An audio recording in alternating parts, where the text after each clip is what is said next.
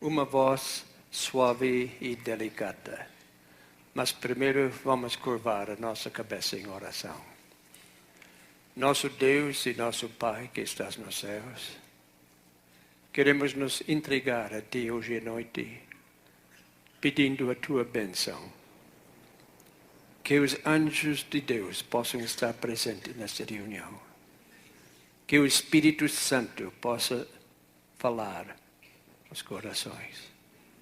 Abençoe cada pessoa que aqui entrou. E abençoe o pregador também, em nome de Jesus. Amém. Como eu disse na primeira noite, nós queremos apresentar pensamentos muito profundos, porque não estamos aqui para apresentar mingau para criancinha. Nós queremos que todas as mentes fiquem abertas para ouvir verdades profundas. Eu não creio que nenhuma pessoa aqui hoje está aqui por acaso. Eu creio que cada pessoa está aqui porque Deus o chamou. Cada um de nós temos um encontro com Deus. E eu espero que Deus possa falar através da sua palavra.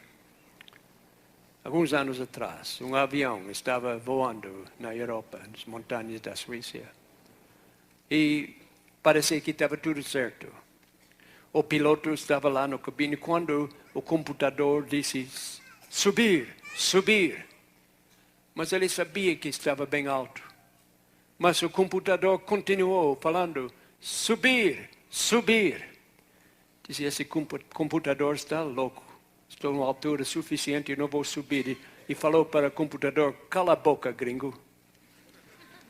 Poucos minutos depois, foi no ano 1984, este grande avião de passageiros, de Avianca Airlines, bateu contra a montanha. Porque o piloto recusou ouvir a voz do computador. Entre todos os escritos das grandes religiões do mundo, você sabia que a Bíblia é o único no sentido de confirmar a existência da consciência humana, ao falar diretamente a esta consciência. Somente a Bíblia fala nisso. Os outros livros sacros, como o Alcorão, nem mencionam consciência. Nem mesmo contém uma palavra que expressa a ideia de uma consciência. Somente a Bíblia fala nisso. Quando a raça humana caiu em pecado, este sensível instrumento foi prejudicado, assim como um barômetro se quebraria se caísse ao chão. E hoje a consciência de muitas pessoas está danificada. Esse instrumento não está funcionando como deve funcionar mais. Poderíamos comparar uma consciência caída a uma bola sonora que um capitão bêbado cortou das amarras muitos anos atrás. A boia contendo um sino servia para alertar o navegador para a presença de rochas perigosas. Mas o marinheiro havia bebido muito, e ele achava incômodo e cortou, e a coisa não ficou lá mais. E meses mais tarde foram justamente aquelas rochas que destruíram seu barco, porque a boia sonora não estava mais ali para avisá-lo. A Bíblia fala de uma boa consciência. Encontramos isso em Atos 23:1, 1 Timóteo 1:5 e 9, Hebreus 13:3, 1 Pedro 3:16 e 21. A Bíblia usa muitos adjetivos descrevendo a consciência humana. Em 1 Coríntios 8:12 fala de uma fraca consciência. Em Hebreus 10:22 fala de uma má consciência. Em Tito 1:15 fala de uma consciência contaminada. Em 1 Timóteo 4:2 fala de uma consciência cauterizada. Um dia, um menino estava andando de bicicleta, fazendo voltas ao quarteirão. E um policial chegou lá e observou e perguntou ao menino: "O que está fazendo, menino?" O menino respondeu: "Estou fugindo de casa. Não quero ficar mais na minha casa, estou fugindo para sempre." "Mas você não está indo a lugar nenhum", disse o policial. "Está somente fazendo voltas ao quarteirão." Ele disse: "Eu não posso sair desse quarteirão. O senhor não entende, minha mãe proibiu em atravessar a rua quando estou sozinho.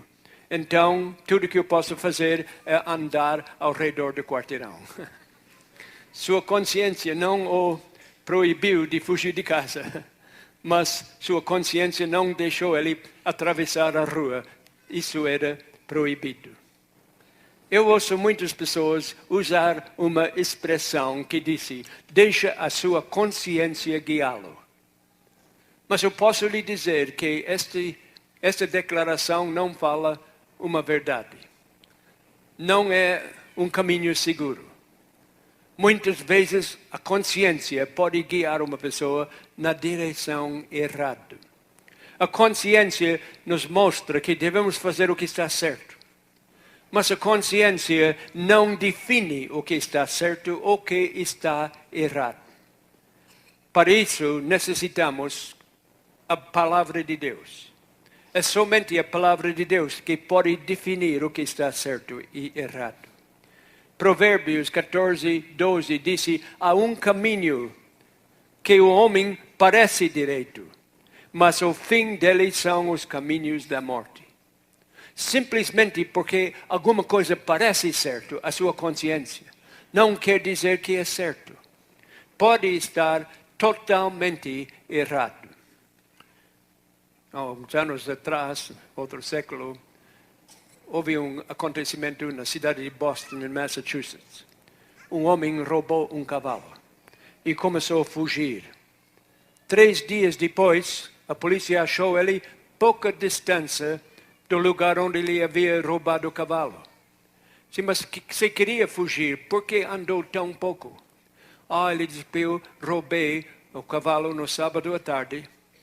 Eu acho pecado viajar no domingo, então fiquei parado aqui." Para ele, a consciência não acusou ele de roubar um cavalo, mas viajar no domingo sim foi pecado. Assim podemos ver que nem sempre a consciência funciona como deve funcionar. Em Atos 26:9, o Paulo fala que ele fazia uma coisa seguindo a sua consciência. Disse: "Na verdade, a mim me parecia que muitas coisas devia eu praticar contra o nome de Jesus, o Nazareno." Ele perseguia os cristãos com consciência livre. Aliás, a consciência mandou ele perseguir os cristãos. Porque a consciência dele dava a impressão que isso era a vontade de Deus. A consciência dele estava defeituosa. São João 16:8 fala do Espírito Santo e disse: "E quando ele vier, convencerá o mundo do pecado e da justiça e do juízo." A nossa consciência não tem valor se não for dirigido pelo Espírito Santo. E como temos falado nas outras noites, não há uma contradição entre o Espírito Santo e a Bíblia, como alguns crentes modernos querem alegar. O Espírito Santo é o autor da Bíblia. E o Espírito Santo nunca guiará alguém de desobedecer a Bíblia. Um dos presidentes mais amados dos Estados Unidos de todos os tempos era Abraham Lincoln. Abraham Lincoln tinha uma consciência muito sensível. E ele disse, quando se tornou presidente, disse: "Eu desejo conduzir os negócios desta nação de tal maneira que quando chegar ao fim do meu trabalho, mesmo que eu não tenha nenhum amigo na terra, ainda reste um amigo dentro de mim, a minha consciência." Foi um bom alvo. Para ele era muito importante fazer o que estava certo e seguir a sua consciência. Romanos 9, 1. Paulo diz, em Cristo digo a verdade. Não minto, dando-me testemunho a minha consciência no Espírito Santo. A consciência de São Paulo estava guiada pelo Espírito Santo. A consciência não era uma coisa que variava. Era uma coisa que era estável, porque estava guiado pela palavra de Deus e o Espírito Santo. Nos Estados Unidos, no estado de Utah, o departamento policial de Midvale, havia um sargento, chamava Ray Bartz, que tinha uma consciência muito sensível. Um dia, ele olhou a sua carteira de motorista e percebeu que sua carteira de motorista já estava vencida há algum tempo. Despercebido por ele, que ele estava quebrando a lei, estava dirigindo sem carteira, era vencido. E a consciência dele se acusou tanto que instantaneamente ele alcançou o seu talão de multas e emitiu uma multa para si mesmo. E alguém disse para ele, por que você faz isso? Ele disse, porque eu sei dou multa para outras pessoas, preciso dar para mim também. Se uma outra pessoa ficasse com a carteira vencida, eu daria multa para ele. Então minha consciência disse que eu preciso me tratar da mesma maneira como trato os outros. Foi uma consciência muito bom. Ele disse, como eu teria coragem de multar outras pessoas no futuro se eu ignorasse a minha própria infração? Agora todos nós, às vezes, lutamos com nossa consciência. Nossa consciência nos acusa e não é confortável. Já passei noites horríveis com a culpa de pecado. Me lembro como pequeno, eu queria jogar bingo. Tinha um bingo na cidade. Meu pai disse, meu filho, não queremos fazer que você faça isso. Isso é jogo e cristão não faz. Mas eu queria fazer, meus colegas e eu me arrumei para sair da casa. E meu pai disse, onde vai? Eu vou visitar os colegas. Você não vai para bingo? Disse, não, pai. Eu vou visitar os colegas. Mas quando eu visitei os colegas, eles me convidaram a ir jogar bingo. Eu não menti para meu pai. Eu disse que eu ia visitar os colegas e visitei. E depois joguei bingo. Quando cheguei em casa, fui para a cama. Foi uma noite horrível. Eu sabia que era mentira. Olha, tive uma das noites mais compridas da minha vida. Parece que não terminava aquela noite. Eu rolava de um lado para o outro. Diga uma coisa. Eu preferia dormir como uma cobra na cama do que a consciência acusando. É uma coisa horrível. Mas nós podemos aliviar a dor da consciência de duas maneiras. Podemos mudar o comportamento. Essa é a melhor maneira, não é? Ou podemos também transformar a consciência. Porque a consciência pode ser transformada. Não podemos confiar na consciência a menos que seja uma consciência que está sendo guiada pelo Espírito Santo. O Leo Tolstói, o grande escritor da Rússia, fez esta declaração. Disse, muitas pessoas seguem sua consciência da mesma maneira que um trabalhador segue um carrinho de mão. Eles a dirigem pelo caminho que desejam ir e depois seguem atrás. E nós, como consciência, às vezes dirigimos nossa consciência para fazer a nossa vontade. E depois nós seguimos atrás do caminho que nós já escolhemos.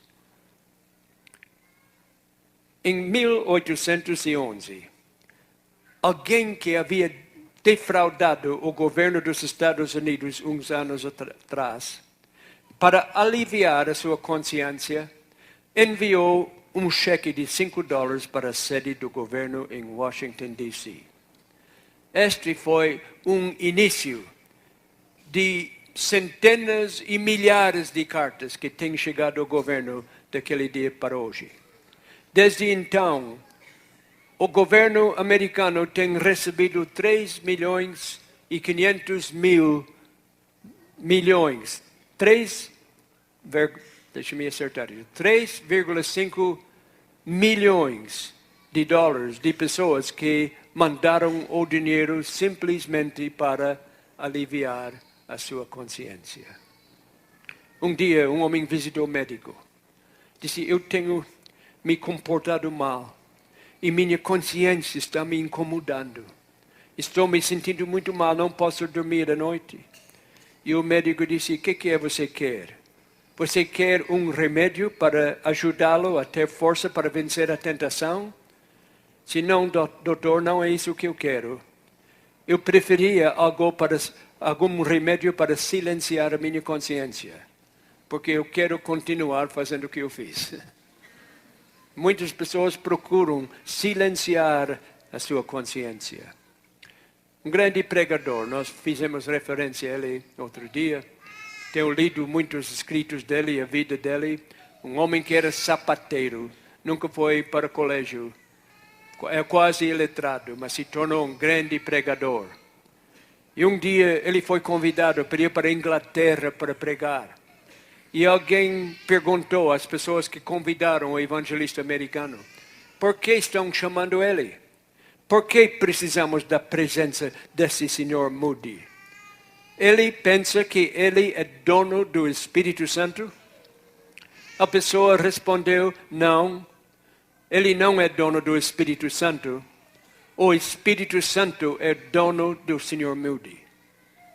Muitas pessoas, quem sabe, acham que eles são donos do Espírito Santo. E eles querem guiar o Espírito Santo e a consciência. Mas nós não podemos ser donos do Espírito Santo. O Espírito Santo precisa reinar em nossa vida e guiar a nossa vida. Os conselheiros modernos estão dizendo que nunca devemos sentir o sentimento de culpa, uma coisa ruim. Num livro de filosofia que eu li recentemente, disse o maior bloqueio para a felicidade e realização humana é o sentimento de culpa.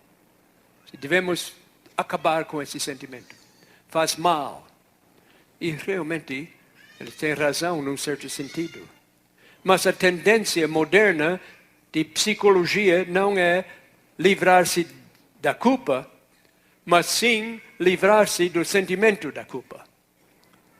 Quer dizer, eles não acham mal pecar, mas acham muito mal sentir culpado. E procuram ajudar as pessoas a erradicar, esquecer a culpa. E se convencer que está tudo bem. Um médico pode lhe dizer que o maior bloqueio para uma vida saudável é a dor. Eu li a história de uma senhora que estava muito doente e visitou o médico e ele sabia que ela tinha câncer. E ela tinha pouco tempo de viver. Mas ele disse para ela, você não tem nada, você está bem. Está bem. Logo em seguida ela morreu. Muitos anos mais tarde, a sua filha ficou com gastrite. E ela foi falar com o médico, mesmo médico. E ele examinou e era simplesmente gastrite. Ele disse, você não tem nada, só gastrite, você vai ficar boa. Ela saiu da sala do médico em prantos, gritando. E perguntou, por quê? Essa mesma coisa que ele falou para minha mãe e ela morreu. Então eu devo ser a mesma coisa que ela tem. A sensação de dor é uma coisa boa. Embora ninguém goste de sentir a dor pode ser nosso amigo ou a nossa amiga. Porque a dor mostra que alguma coisa está errado no corpo. Indica algum tipo de mau funcionamento no organismo. Por isso, a dor é nossa amiga. Porque é como aquela voz do avião que diz subir, subir. A dor nos mostra que devemos descobrir qual é a causa e eliminar a causa, não somente eliminar a dor. Aliviar a dor não resolve a raiz do problema.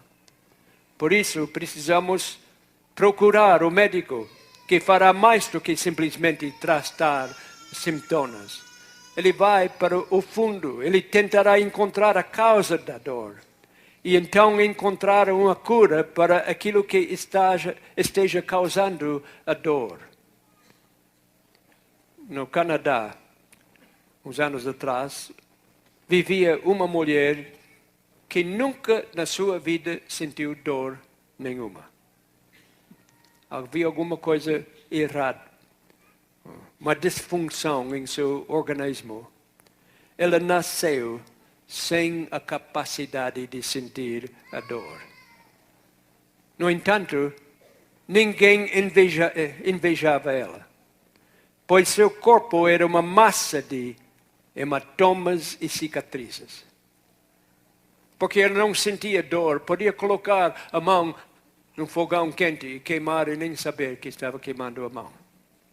Ela podia cair e não sentir nada, mesmo se tivesse um osso quebrado. Ela foi hospitalizada repetidas vezes por infecções que o resto das pessoas conseguiriam evitar, porque a dor dá a advertência, mas não deu para ela. O fato de não ter o sistema de dor que todos têm para alertar dos perigos era uma deficiência muito séria. E nós podemos dizer a mesma coisa com a dor espiritual. O leproso não sente dor. É às vezes muito perigoso, porque sem esta sensação ele pode entrar em grandes dificuldades, porque a dor tem grande valor. A culpa não é sempre ruim. A sensação de culpa não é uma coisa ruim, ao contrário. Se alguém tem essa sensação e sofre, dá graças a Deus, porque o Espírito Santo está trabalhando. Esta é a maneira do Espírito Santo nos avisar que alguma coisa está errada. Não devemos evitar a sensação de culpa. É um sinal claro de que o Espírito Santo está trabalhando no coração humano. Embora seja ruim e desconfortável, incômodo sentir a culpa de dor, é uma bênção para o cristão. Funciona como se fosse uma voz suave da nossa consciência. Isaías 30, 21 diz: os teus ouvidos ouvirão a palavra que está por detrás de ti, dizendo: este é o caminho, andai nele, sem vos desviardes, nem para a direita, nem para a esquerda. Algumas pessoas acham que o Espírito Santo sempre tem que falar com ruído, com vento, como no dia de Pentecostes. Às vezes o Espírito Santo fala dessa maneira, mas muitas vezes o Espírito Santo fala numa voz suave e delicada. Nas horas altas, horas da noite, você está dormindo. Não tem nem um barulho tão silencioso, só se ouve o tic-tac do relógio.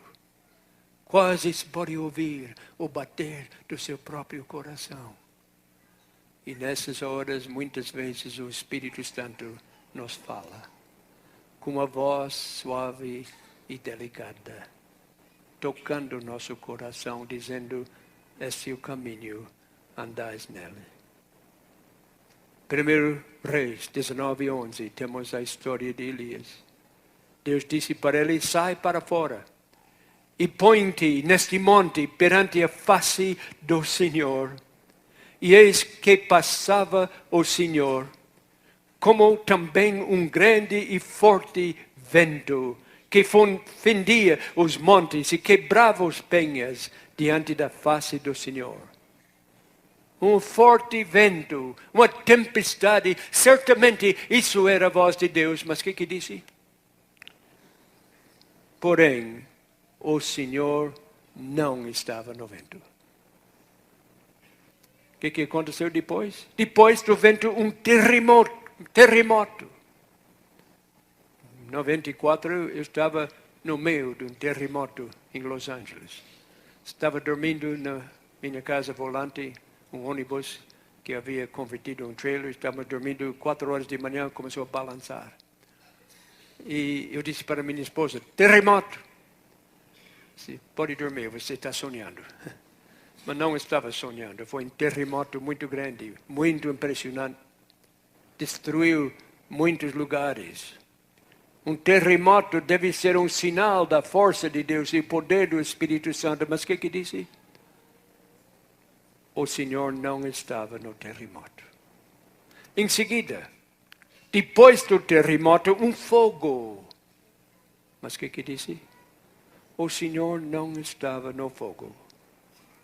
E depois do fogo, uma voz mansa e delicada. Isso era a voz do Senhor. O Espírito Santo nos dá convicções. Mostra às vezes quando erramos. A convicção quer dizer ouvir o que é certo mesmo quando isso nos magoa. Ninguém quer ser corrigido. Ninguém quer ouvir dos defeitos. Perguntaram uma menina uma vez, qual é a definição de uma consciência? Ela disse, eu sei, professora. Uma consciência é uma voz dentro de mim que me fala quando o meu irmão faz uma coisa errada.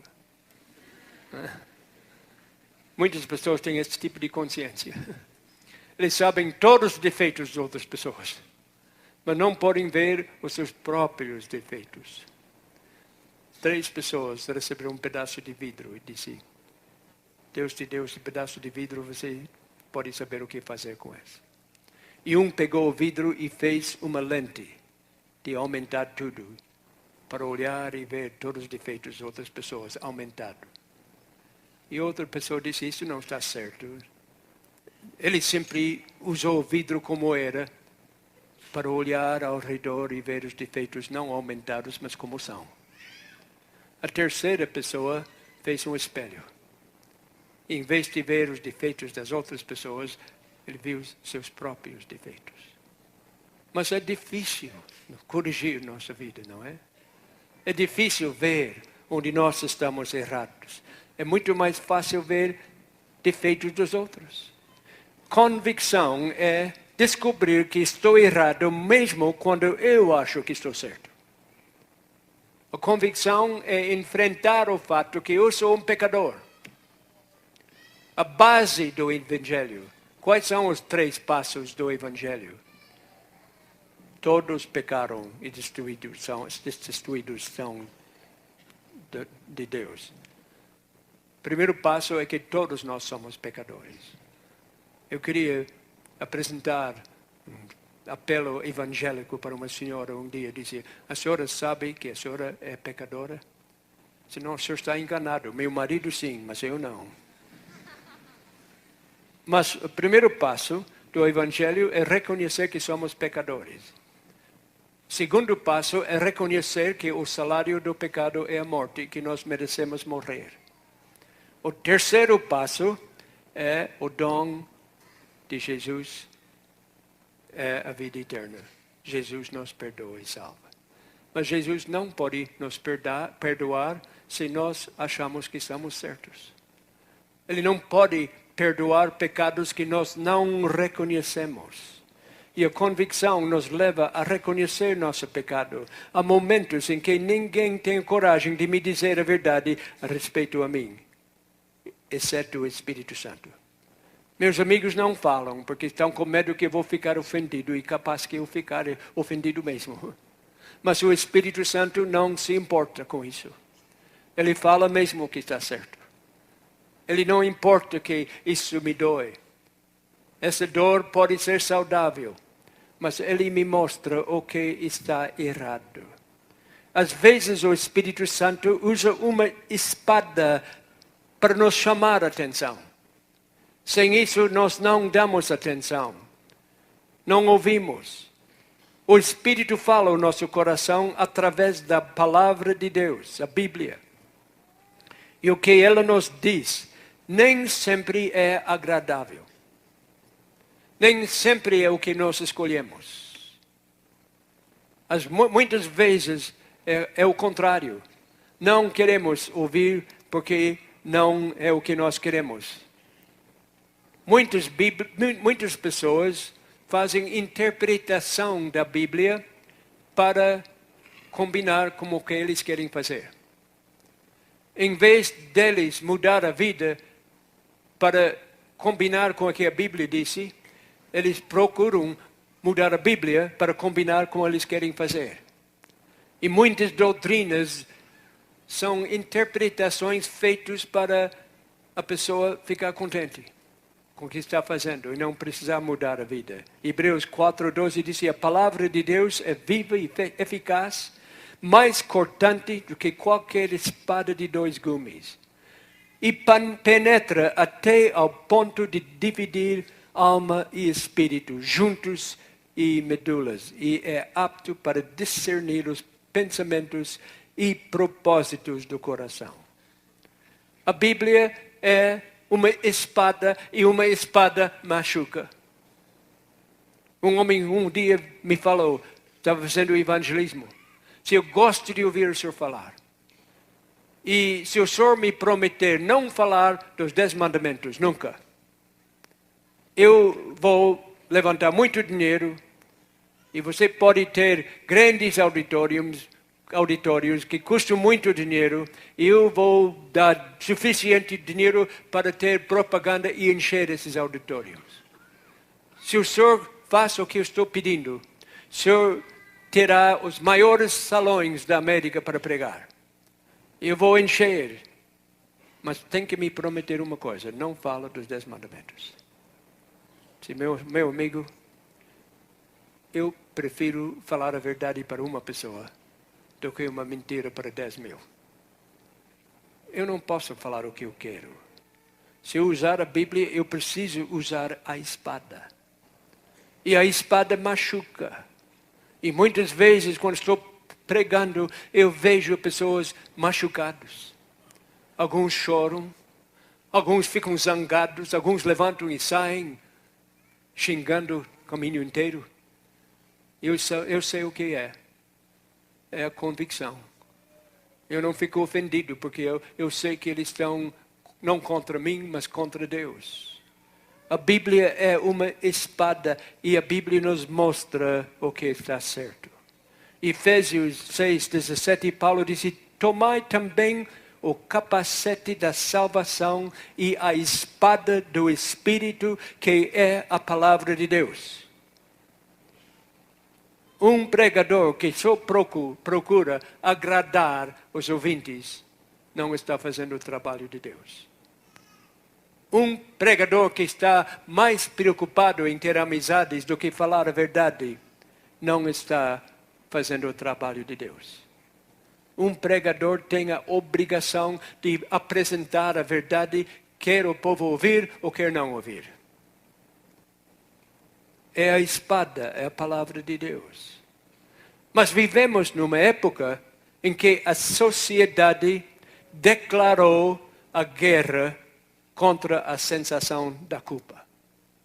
Não querem saber mais.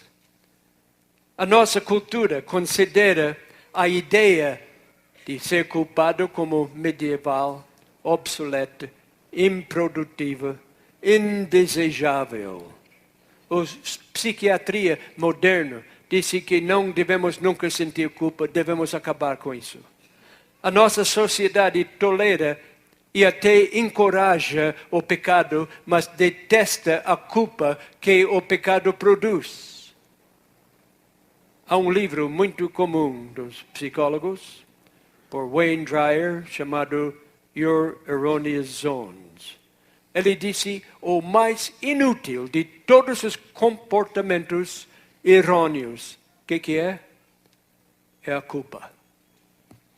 Ele dizia, a culpa deve ser exterminada, lavada, esterilizada para sempre. Vamos acabar com essa coisa de dizer eu sou pecador. Vamos acabar com essa coisa, eu me sinto arrependido pelo que eu fiz ou falei. Se isso faz mal ao ser humano, vamos exterminar, lavar e esterilizar esta sensação de culpa e acabar com ela. E é comum olhar para a culpa como um mero inconveniente ou até uma amolação. Ela é considerada uma emoção injustificada, que não traz absolutamente nenhum benefício ao ser humano. Tudo que ela é capaz de fazer é tirar o prazer da vida. E o povo precisa ter prazer na vida, então temos que acabar com essa coisa e ficar arrependido. Não importa qual popular essa filosofia tem se tornado, podemos dizer que ela está em total desarmonia com os ensinamentos das Escrituras Sagradas. Totalmente contrário ao que Deus nos ensina. Os princípios fundamentais, como a natureza do pecado, como a importância do arrependimento, como a necessidade de contrição, são totalmente contrários a essa teoria.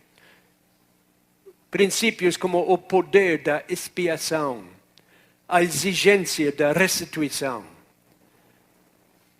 Onde não há pecado, não há necessidade de expiação. Se não há pecado, não há culpa de pecado, nunca devemos nos arrepender, então não precisamos de Jesus.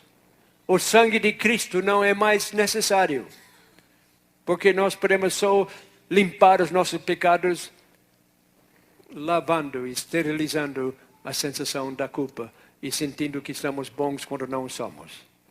As pessoas não têm mais responsabilidade por suas ações. Cada um faz como quiser e o nosso mundo está chegando assim. Não temos mais pecadores no mundo, apenas vítimas. Ninguém é pecador. Pode fazer a pior coisa possível, mas não é pecador, é vítima. Pode ser vítima de circunstâncias. Muitas pessoas são vítimas de circunstâncias. Eu fui criado em um lugar muito ruim, não é justo, e por isso eu não posso controlar a minha vida. Ou vítimas de abuso. Isso se tornou, hoje em dia, eu conheço psicólogos que estão convencendo pessoas que foram abusados sexualmente pelos pais, mesmo que eles não lembram. Eu sei de casos que nunca isso aconteceu, mas são vítimas. E porque são vítimas, não são pessoas normais e podem mentir e roubar e fazer o que quiser. Vítimas de falta de atenção. Não tiveram atenção suficiente e por isso têm uma personalidade que não é normal. Eu li esses dias um livro por John MacArthur Jr., um livro chamado The Vanishing Conscience, a consciência que está desaparecendo. Ele contou umas coisas bárbaras. Ele conta lá um fato que depois de roubar e bater brutalmente num homem idoso no meio de Nova York, no trem, o Bernard McCummings foi atingido por uma bala enquanto tentava fugir da cena do crime. Ele estava lá no trem, andando, e ele agrediu um velhinho e bateu nele. Estava a polícia lá, ele tentou fugir, a polícia deu um tiro e atingiu o assassino. O homem que estava agredindo o velho. E esta bala não o matou, mas deixou o homem totalmente paralisado, permanente, que teve que andar de cadeiras de rodas. Este homem, o homem que assaltou o velho, abriu um processo contra o Estado e ganhou $4.800.000 do Departamento de Trânsito de Nova York como compensação, porque ele foi atingido quando estava cometendo um crime. O homem que foi atacado, um paciente de câncer, ainda está pagando as contas do hospital ligadas ao tratamento pelos ferimentos durante o assalto. O assaltante, que os tribunais consideraram a maior vítima neste episódio, agora é um multimilionário. Estranho. lhe conto outro caso de um homem que foi atingido por um tiro durante um roubo em Nova York. Ele estava roubando um dono de uma loja, mas o dono da loja estava armado. E para proteger a sua própria vida e seus bens do assaltador, ele deu um tiro. O ladrão processou o dono da loja assaltada, que atirou nele, por perdas e danos.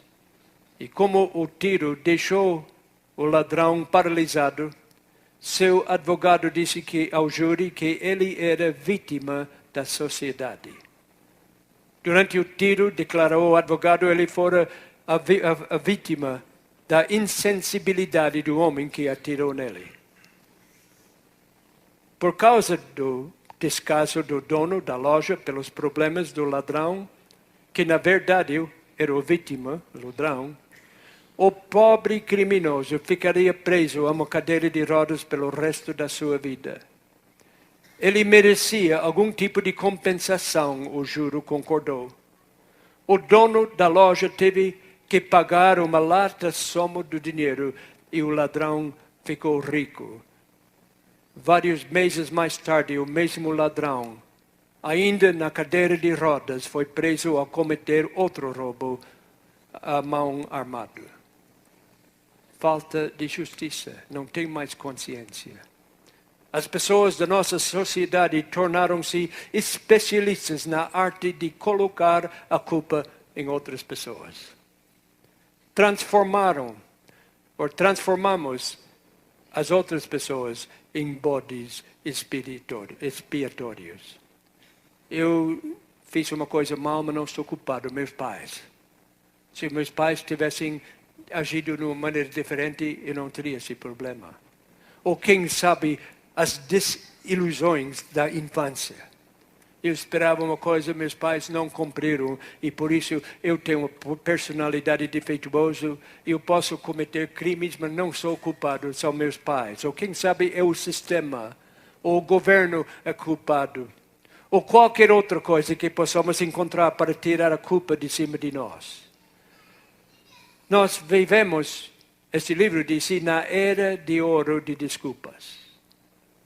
Ninguém é responsável pelo crime. Ninguém. Eles não são responsáveis. Acho que temos Não existem mais pecadores. Ninguém é pecador. Apenas dependentes. E nós somos dependentes do sexo. Não posso fazer nada. O sexo me domina. Ou do jogo. Eu preciso jogar. É um vício. Ou da nicotina. Não posso fazer nada. Da raiva, de dívidas, essas coisas, de autoabuso. Somos vítimas da inveja. Somos dependentes do fracasso e do excesso de comida. Porque não podemos nos controlar. O primeiro passo para receber a salvação, o primeiro passo é reconhecer a nossa pecaminosidade. Sem isso, não podemos ser salvos. Nosso orgulho precisa ser jogado no pó. O arrependimento é um requisito para a salvação. Mas não pode haver verdadeiro arrependimento se uma pessoa não reconhece o seu pecado. Um dia, uma senhora estava numa casa que tinha um teto muito alto. A porta estava aberta e um pássaro entrou na porta. E o pássaro subiu perto do teto, mas queria sair e voava contra a janela e batia a janela e se machucava. Depois voava contra outra janela e se batia. E a mulher ficou com pena do pássaro, pobre pássaro. Mas estava tão alto que não podia sair. Se ela descesse, o pássaro, se ele descesse, a porta estava aberta. Ela poderia facilmente ver a porta e sair, mas ela não queria descer, ou ele não queria. E essa senhora disse, assim como aquele pobre pássaro, eu, com meu orgulho e autossuficiência, tenho estado voando alto demais para ver a porta aberta. Deus precisa falar conosco através do Espírito Santo para nós nos abaixar, para nós sair do pedestal que estamos, pensando que somos muito bons, que chegamos ao ponto que podemos ver nosso pecado. Um grande escritor disse, a consciência pode ser comparada a uma janela de sala que permite a luz do sol entrar. Pela consciência, podemos ver a luz do céu entrar em nossa vida. Nosso coração é a sala onde vive nosso ser, com todas as suas emoções e sentimentos. Nas paredes da sala, a lei de Deus está gravada. Com um pecado após o outro, a janela fica tão fosca que a luz quase não consegue penetrar, resultando a possibilidade de pecarmos à vontade sem sermos incomodados pela voz da consciência. É uma situação bem perigosa que a Bíblia nos dá advertência. Mas ele disse, esse escritor, quando o relâmpago do Monte Sinai ilumina o coração, a consciência adormecida acorda e a pessoa volta a reconhecer a culpa do pecado. O pecado é veneno, mas não somente o pecado é o veneno. O que também é veneno é a consciência que nos acusa. Muitas pessoas estão em hospitais mentais por causa da culpa do pecado. Um famoso psiquiatra disse, se eu pudesse fazer os pacientes nesse grande hospital de centenas e centenas de pessoas, se eu pudesse convencê-los do perdão que vem de Jesus Cristo, mais do que a metade estariam totalmente sarados e poderiam sair com saúde mental. A Bíblia não ensina que a culpa seja algo agradável. Não. A culpa é veneno, é letal. O mundo está cheio de pessoas que estão oprimidos até a morte pela culpa. Há 3 maneiras de lidarmos com a culpa. 3 maneiras. Podemos ignorar a culpa. Isso é perigoso. Isso pode causar nossa morte eterna. Podemos reprimi-la. Seria o mesmo que jogar a sujeira no chão debaixo do tapete. Está lá ainda, mas não pode se ver. Também é muito perigoso. Na verdade, isso não remove a culpa, está lá ainda. O método de Deus envolve uma completa purificação através da confissão do pecado.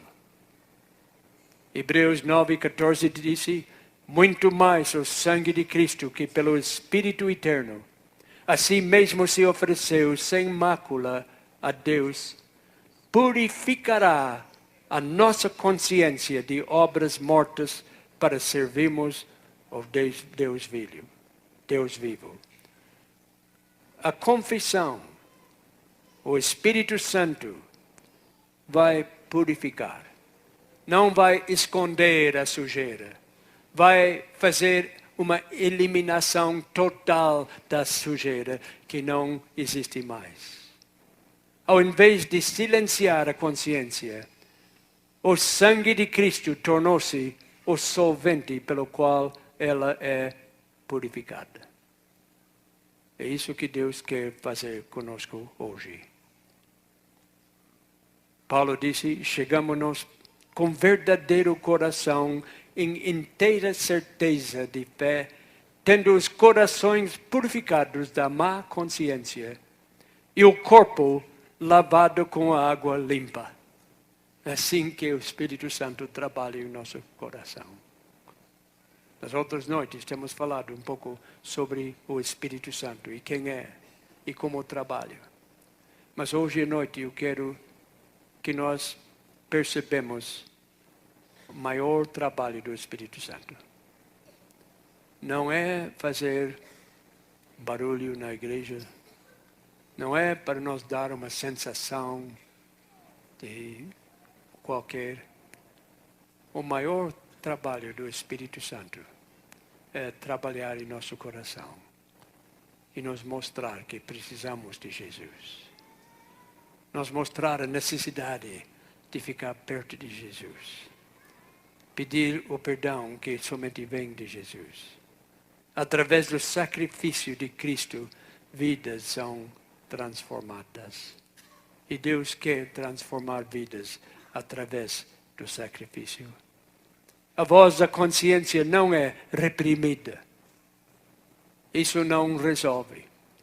A voz da consciência é purificada. Essa é a maneira que Deus trabalha. Quando um pecado é confessado e perdoado, a culpa é removida. Se lembra o primeiro sermão no sábado? 1 São João 1,9. Se confessamos os nossos pecados, Ele é fiel e justo para nos perdoar os nossos pecados e nos purificar de toda injustiça. Um dia uma senhora pediu uma visita. Eu visitei a casa dela. Disse, eu acho que sou perdido. Porque eu acho que Deus não perdoou meus pecados. Mas por que a senhora acha isso? Se eu ficar ajoelhado ao lado da cama e peço perdão de Deus, mas parece que as orações vão só até o teto e voltam. Ela disse, então, acho que a senhora leu 1 São João 1,9 e disse, li sim, mas Deus não perdoa os meus pecados. Disse, bem, acho que esse verso fala alguma coisa, lê comigo, eu li. Se confessamos os nossos pecados e sentimos uma sensação maravilhosa, Ele é fiel e perto de perdoar os pecados. Sim, mas não falou isso. Não falou? Mas a senhora que está dizendo isso. Nós devemos ser culpados depois de confessar os nossos pecados. Um dia um homem estava andando de carro frente a uma fazenda. E o cachorro de estimação do fazendeiro atravessou a rua e o motorista, sem querer, matou o cachorro. Sentiu muito mal. Ficou arrependido que sabia que era um animal de estimação. E pegou o cachorro nos braços e bateu a porta. E o homem veio à porta e disse, olha, me desculpe, sinto muito, eu matei seu cachorro. Eu sei que a senhora vai ficar muito triste, mas não foi de querer. O cachorro correu sem eu ver, foi repentino. O senhor pode me perdoar? E o homem disse, bem, eu sinto muito a morte do meu cachorro, mas eu vejo que foi um acidente e sim, o senhor está perdoado. Pode esquecer isso. E vamos enterrar o cachorro e acabou, o senhor está perdoado. Enterraram o cachorro. No dia seguinte o homem passava lá e parou, pegou uma pá e abriu a cova e tirou o cachorro. Foi para a porta, bateu a porta. Disse, olha, eu não sinto bem. Eu quero pedir perdão outra vez. O senhor me perdoa? Disse, mas já te perdoei ontem. Mas eu não sinto que estou perdoado. Então vamos enterrar o cachorro. Enterraram. Terceiro dia passou. Desenterrou mais ou menos o cachorro e levou para a porta para pedir perdão. Dia após dia. Será que isso ajudou a dona? Qualquer coisa. As pessoas fazem isso com Deus, não é? Eles pedem perdão, mas ainda continuam com a sensação do pecado. Foi a holandesa Corrie ten Boom, que ela disse o holandês está sempre perto do mar. E a Bíblia disse no livro de Miqueias que Deus joga os nossos pecados na profundeza do mar.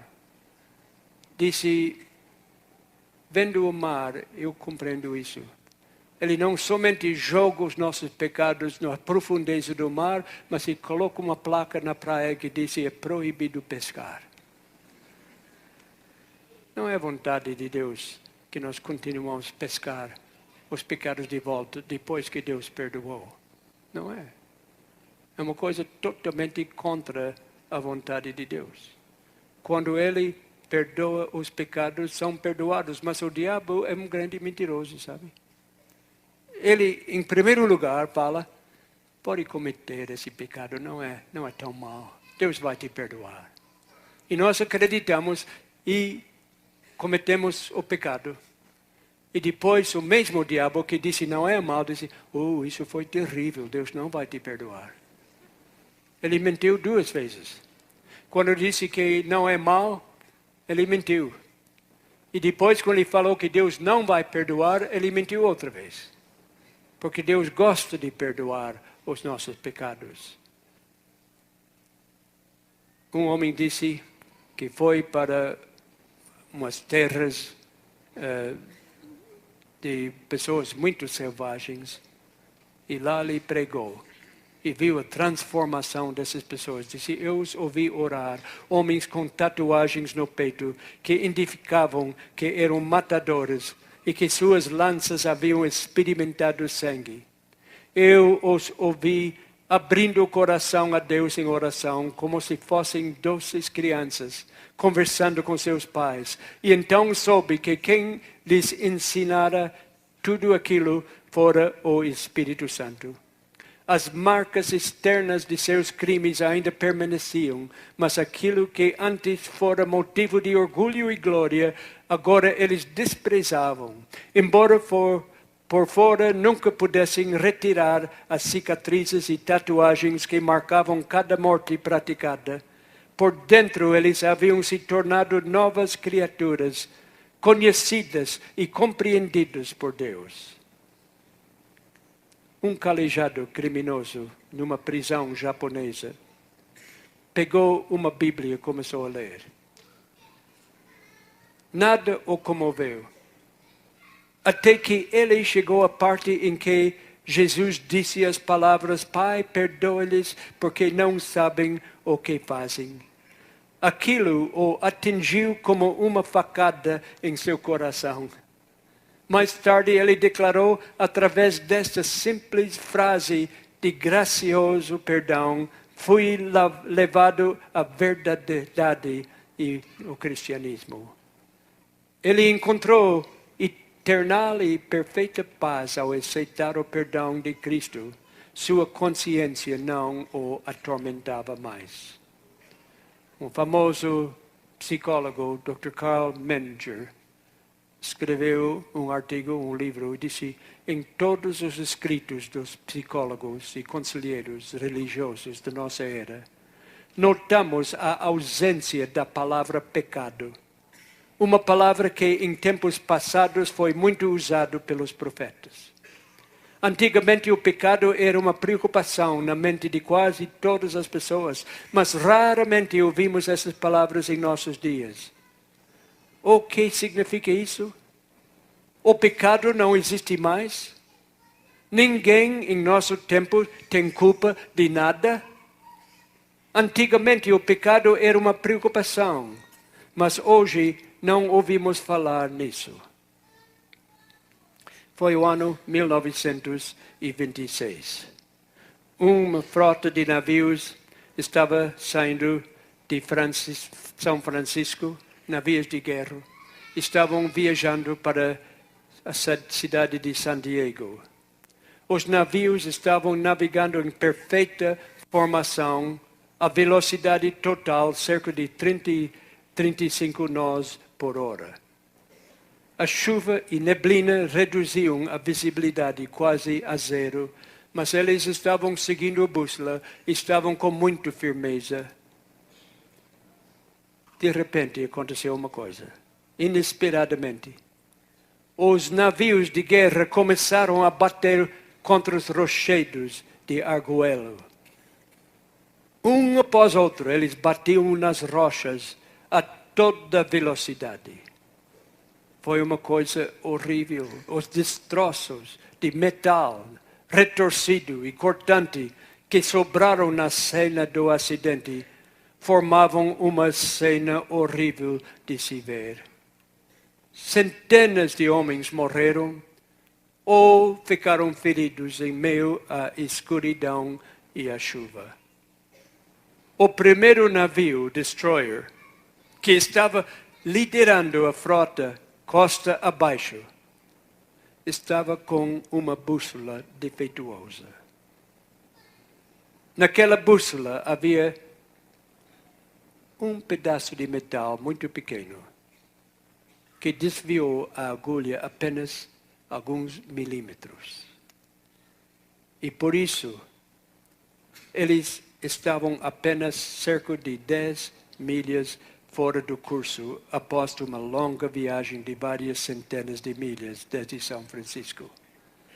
Mas por causa desse pequeno pedaço de metal que desviou a agulha da bússola, eles morreram. Como está a bússola da sua vida? Um pecado, pequeno que seja, pode desviar a agulha. E pode causar um desvio do caminho total. Hoje à noite aqui, o Espírito Santo está falando. Hoje à noite, alguma coisa está acontecendo no coração aqui de alguém. Alguma coisa está mexendo na sua mente. Será que existe lá um pecado que nunca foi confessado e abandonado? Hoje à noite, alguém aqui sabe que é necessário fazer uma decisão. Não tomar essa decisão pode ter resultados fatais. Hoje à noite, alguém aqui está perturbado com a culpa do pecado. Alguns já confessaram o pecado, mas o diabo está te dizendo, Deus não vai lhe perdoar. Foi longe demais. Não adianta tentar mais, está perdido.